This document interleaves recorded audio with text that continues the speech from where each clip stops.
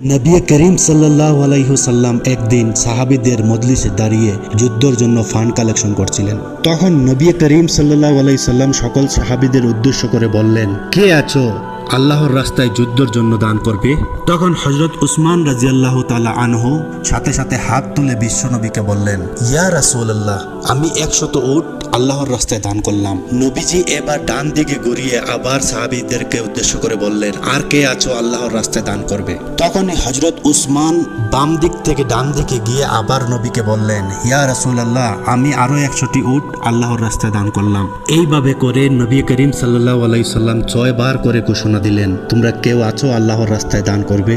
6 বার ওসমান রাদিয়াল্লাহু তাআলা আনহু সামনে পিছনে বামে ডানে গিয়ে বললেন, ইয়া রাসূলুল্লাহ, আমি আরো 100টি উট আল্লাহর রাস্তায় দান করলাম। এইভাবে 600টি উট ওসমান গনি রাদিয়াল্লাহু তাআলা আনহু দান করলেন। অতঃপর নবী করিম সাল্লাল্লাহু আলাইহি সাল্লাম অনেক খুশি হয়ে গেলেন। তখনই হযরত উসমান বিশ্বনবীকে বললেন, ইয়া রাসূলুল্লাহ, আমি আরো 100টি ঘোড়া আল্লাহর রাস্তায় দান করলাম। এই কথা শুনে বিশ্বনবী সাল্লাল্লাহু আলাইহি সাল্লাম অনেক খুশি হয়ে গেলেন। তখনই হযরত উসমান আল্লাহর নবীকে উদ্দেশ্য করে বললেন, ইয়া রাসূলুল্লাহ, আমার দান এখনো শেষ হয়নি, আপনি একটু অপেক্ষা করুন, আমি এখনো ঘর থেকে গিয়ে আসছি। এই কথা বলে হযরত উসমান গনি বাড়িতে চলে গেলেন। ঘরের ভিতরে গিয়ে হযরত উসমান তার রুমালটি বিছিয়ে দিয়ে স্ত্রীকে উদ্দেশ্য করে বললেন, হে আমার বিবি, ঘরের মধ্যে যা স্বর্ণ অলংকার আছে সবকিছু আমার রুমালের মধ্যে দিয়ে দাও। হযরত উসমান গনি রাদিয়াল্লাহু তাআলা আনহু বড় ব্যবসায়ী ছিলেন। তাই উসমান গনির স্ত্রী উসমান গনিকে জিজ্ঞেস করলেন, কেন কোনো বড় মহাজন পেয়েছো নাকি, এত কিছু পুঁজি খাটাচ্ছেন? তখনই হযরত উসমান গনি জবাব দিলেন, হ্যাঁ বিবি, আজকে আমি আরশে আজিমের মালিকের সাথে পুঁজি খাটাচ্ছি। আজকের মহাজন এই পৃথিবীর সবচাইতে বড় মহাজন।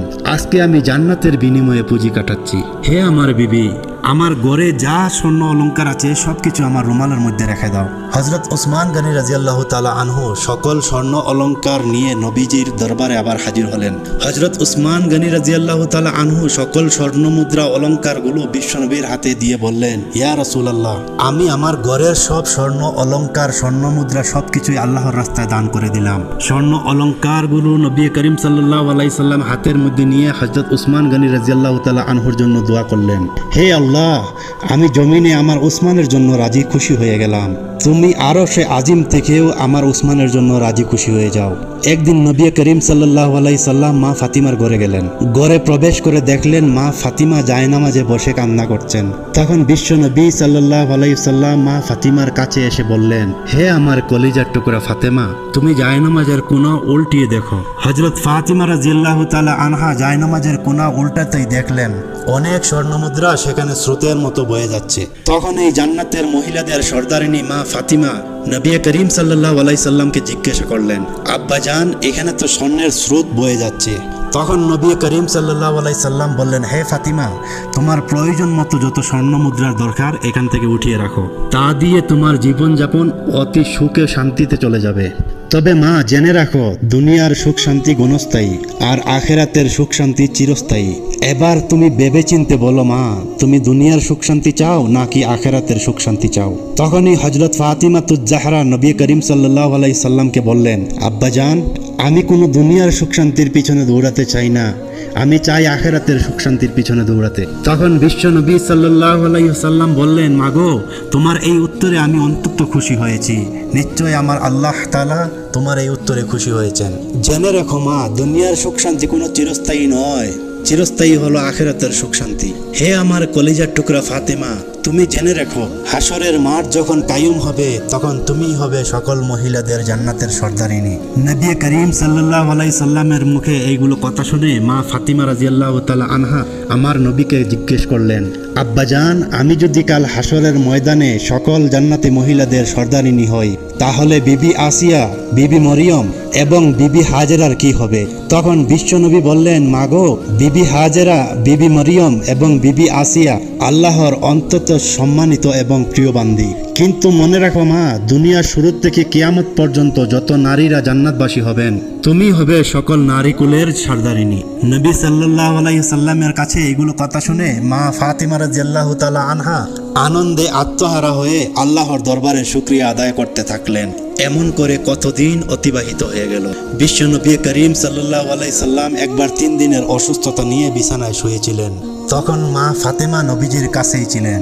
তখন নবী করিম সাল্লাল্লাহু আলাইহি সাল্লাম কেঁদে কেঁদে মা ফাতিমাকে বললেন, হে আমার কলিজার টুকরা ফাতেমা, আমার মনে হয় সময় শেষ হয়ে আসছে। মা গো, আমি যদি দুনিয়া ছেড়ে বিদায় হয়ে যাই তাহলে আমার গুনাহগার উম্মতের কি হবে? নবীজির মুখে এমন কথা শুনে মা ফাতিমা রাদিয়াল্লাহু তাআলা আনহা কান্নায় ভেসে পড়লেন। কিছুক্ষণ পরে শোনা যায় কে যেন দরজায় শব্দ করেছে। তখন নবী করিম সাল্লাল্লাহু আলাইহি সাল্লাম মা ফাতিমাকে বললেন, মা গো, দেখো তো দরজায় কে এসেছে। তখনই হযরত ফাতিমা রাদিয়াল্লাহু তাআলা আনহা দরজা খুলে একটি চিৎকার দিয়ে ভিতরে আবার চলে আসলেন। নবীজি মা ফাতিমাকে জিজ্ঞেস করলেন, কি হয়েছে গো মা?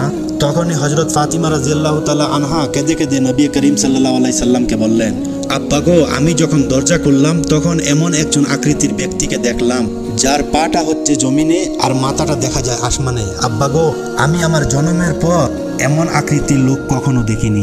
আমার নবীজির তখন আর বুঝতে আর বাকি রইল না, মালাকুল মউত আমার নবীজির কাছে এসেছে। তখনই নবী করিম সাল্লাল্লাহু আলাইহি সাল্লাম মা ফাতিমাকে বলতে লাগলেন, হে মা ফাতিমা, আল্লাহর মেহমান আমার কাছে এসেছে। মনে হয় কিছুক্ষণের মধ্যে আমি দুনিয়া ছেড়ে চলে যাব। মা গো, তুমি যাকে বাহিরে দেখেছ তিনি হচ্ছে মালাকুল মউত হযরত আজরাইল আলাইহিস সালাম। মা গো, তুমি তাকে ভিতরে আসতে দাও। নবী করিম সাল্লাল্লাহু আলাইহি সাল্লামের মুখে এমন কথা শুনে মা ফাতিমা রাদিয়াল্লাহু তাআলা আনহা আরো বেশি করে কাঁদতে লাগলেন। কিছুক্ষণ পর হযরত আজরাইল আলাইহিস সালাম নবীজির কাছে এসে নবীজিকে সালাম দিলেন এবং বললেন, ইয়া রাসূলুল্লাহ, আল্লাহ আপনাকে সালাম জানিয়েছেন। আমি আপনার জান কবজ করার জন্য এসেছি। আল্লাহ রাব্বুল আলামিন আপনার কাছে আমাকে পাঠানোর আগে আমাকে হুকুম করেছেন আমি যেন এসে আপনার কাছে আগে অনুমতি নেই। আপনি যদি আমাকে অনুমতি দেন তাহলে যেন আপনার জান আমি কবজ করি, আর যদি অনুমতি না দেন তাহলে যেন আমি ফিরে যাই। তখন নবী করিম সাল্লাল্লাহু আলাইহি সাল্লাম হযরত আজরাইল আলাইহিস সালামকে বললেন, ভাই আজরাইল, আমার আল্লাহ তোমাকে পাঠিয়েছে, আমি কিভাবে তোমাকে অনুমতি না দেই? কিন্তু ভাই আজরাইল, আমার মনে বড় দুঃখ, আমি দুনিয়া ছেড়ে যাওয়ার পর আমার গুনাহগার উম্মতের কি হবে?